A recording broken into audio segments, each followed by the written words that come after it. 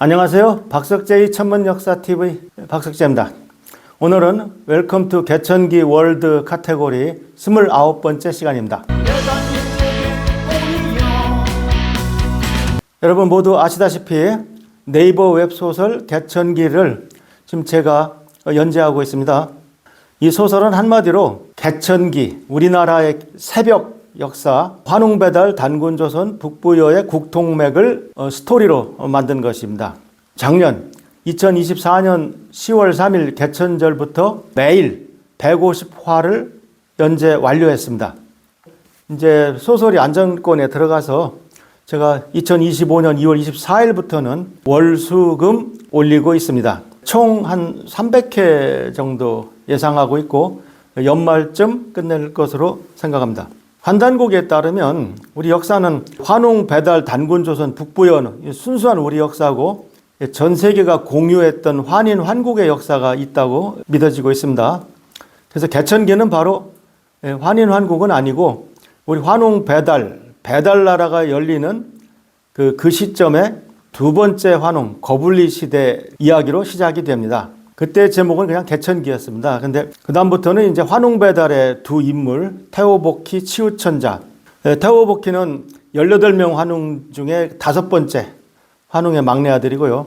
치우천자는 18명의 환웅 중에 14번째 환웅입니다. 치우천자 자신이 환웅입니다. 그래서 대략 요 시대, 그래서 요 세 개가 배달 3부작으로 발표됐었습니다.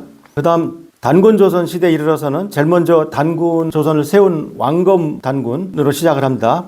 왕검이 첫 번째 단군이죠. 47명 중에 첫 번째 단군이 왕검이고 아들이 부루가 되겠습니다. 두 번째 부루, 가락 이렇게 되는 거죠. 그 다음에 하나라가 망하고 상나라가 들었을 때, 제후국가가 망할 때 요 교체기에 유의자라는 대선인이 계셨습니다.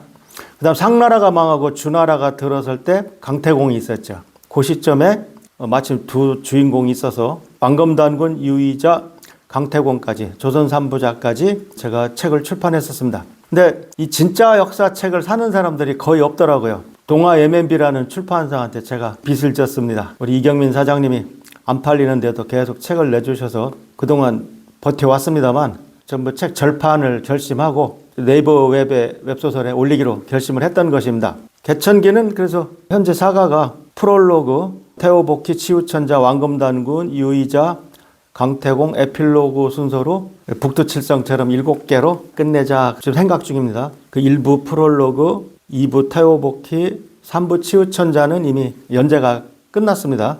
현재 4부를 연재하고 있습니다. 자, 4부 내용을 하나 보시겠습니다. 유묘신성은 내 행색을 찬찬히 뜯어보며 말했다. 1월 선생은 배달국에서 무엇을 하는 분이요?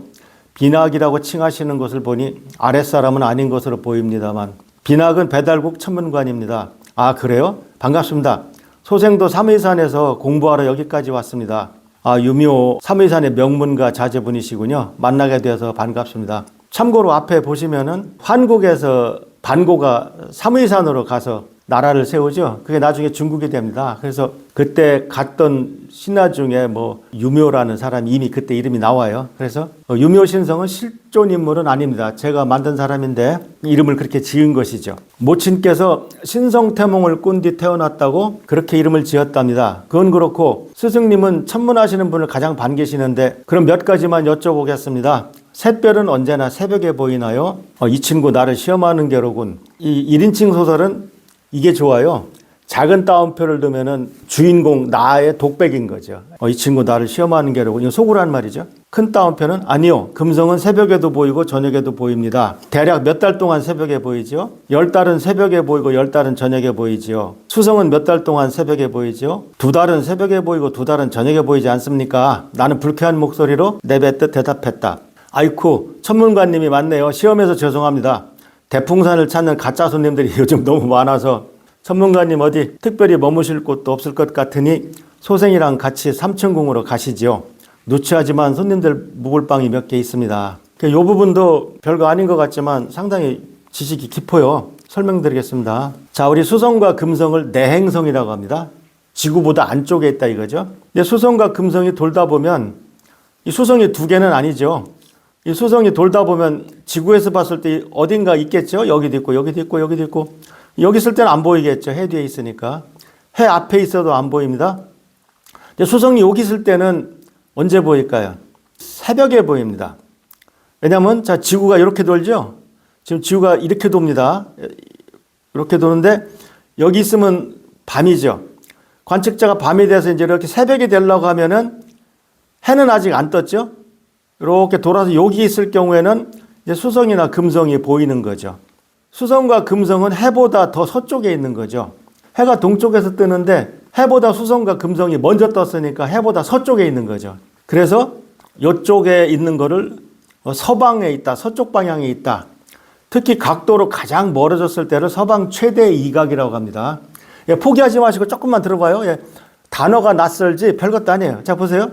그 수성과 금성은 해보다 서쪽에 있을 때 새벽별이 됩니다. 근데 이번에 수성이 이쪽에 있다고 쳐봐요. 그러면 지구가 이렇게 돌아서 아침이 되면 해가 먼저 뜨니까 안 보이죠. 그 지구가 낮 동안 돌아서 이제 저녁이 됐을 때, 사람이 여기 오면은 해가 먼저 지고, 이제 이 까만 부분으로 밤이 되려고 할 때 해가 지고 나서 수성과 금성이 보이는 거죠. 즉 수성과 금성은 해보다 더 동쪽에 있기 때문에 나중에 지는 거죠. 나중에 지니까 저녁별이 됩니다. 즉 수성과 금성은 둘 다 새벽에만 보이는 것이 아니라 반은 새벽에, 반은 저녁 때 보이는 것입니다. 그리고 해의 앞뒤에 있을 때는 안 보이는 것입니다. 그래서 수성과 금성 보기가 힘들어요. 화성, 목성, 토성은 자정에도 보이지만 수성과 금성은 항상 아침이 아니면 저녁 때 보이게 됩니다. 그런데 여기 보면은 28도라는 게 나오죠. 이 정도는 다 각도로 재봤다는 거죠. 뒤에서 설명드리겠습니다. 여기 보면은 수성은 멀어봤자 28도보다 멀어질 수 없어요. 지구에서 봤을 때. 금성은 48도보다 멀어질 수 없습니다. 요 각도가 48도예요. 요 각도도 48도고요. 근데 사실 관측해 보면 좀씩 달라요. 왜냐하면 이게 정확히 원이 아니거든요. 그래서 뭐 46도, 47도 뭐 그럴 수 있지만 50도가 될 수는 없습니다. 그 다음에 수성은 공전 주기가 88일입니다. 88일이면 석 달이 안 되죠. 근데 어떻게 두 달은 저녁에 보이고 두 달은 새벽에 보일까요? 수성이 88일 동안 한 바퀴 도는 동안 지구도 돌잖아요.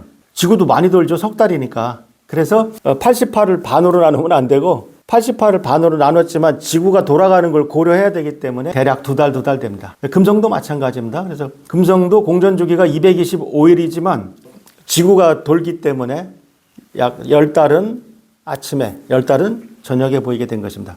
여기서 48도라는 것이 무슨 뜻일까요? 바로 이겁니다. 자, 지금 서산에 해가 지는데 금성이 더 동쪽에 있으니까 이제 저녁별로 보이는 상황이에요. 요 각거리가 48도라는 거죠. 금성이 해로부터 제일 멀어질 수 있는 그 각으로 48도라는 겁니다. 그러니까 금성이 여기 있을 수는 없다는 거죠. 왜? 궤도가 작으니까. 그래서 항상 우리나라에서 저녁 때 금성은 왼쪽 위에 보이게 됩니다. 그 다음에 이 각도는 보통 뭐 20도, 30도 하지만 48도를 넘어서는 안 된다. 그런 뜻입니다. 아침에는 어떻게 될까요? 아침에는 이걸 뒤집으면 됩니다. 아침에 관측자가 봤을 때 금성은 항상 해의 오른쪽에 있습니다. 여러분이 적도지방에 가면은 바로 해 머리 위에 있는데 우리나라에서는 새벽에는 금성이 오른쪽에 있습니다. 저녁 때는 왼쪽 위에 있고요.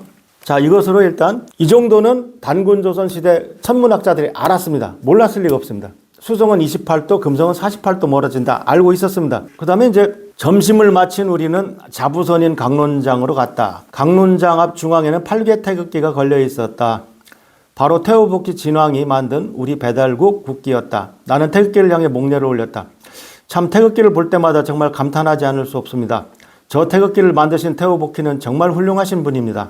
저분이 안 계셨으면 배달국 문화 자체가 없죠. 이제 그런 대사가 있는데 아마 요 국기는 아닐 겁니다. 제가 이 옆에 보시는 복희 8개 국기는 일부러 태극기하고 가장 비슷하게 그려놨어요. 현재 우리나라 태극기하고 비슷하게 그려놨습니다. 하지만 현재 우리나라 태극기 자체가 1948년 정부 수립 때 발표된 거기 때문에 이렇게 그렸을 리는 없습니다. 근데 어쨌든 저는 이 소설에 태극기가 안 나올 뿐만 아니라 만일 우리나라 국기가 나중에 남북 통일 같은 게 돼서 야 북한 목 4개 합쳐서 다시 원래 8개로 돌아가자 하면은 가능한 한 현재 태극기에 가까워야 된다고 생각합니다.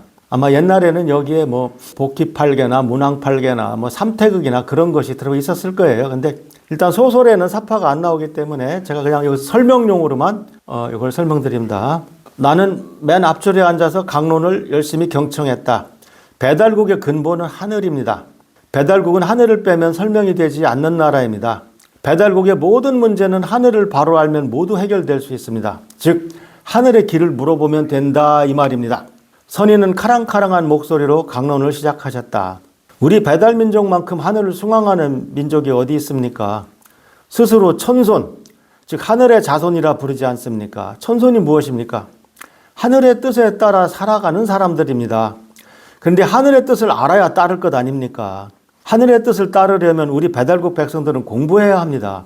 바로 그 점에서 제후국가 백성들, 즉 지손들과 구분되는 것입니다.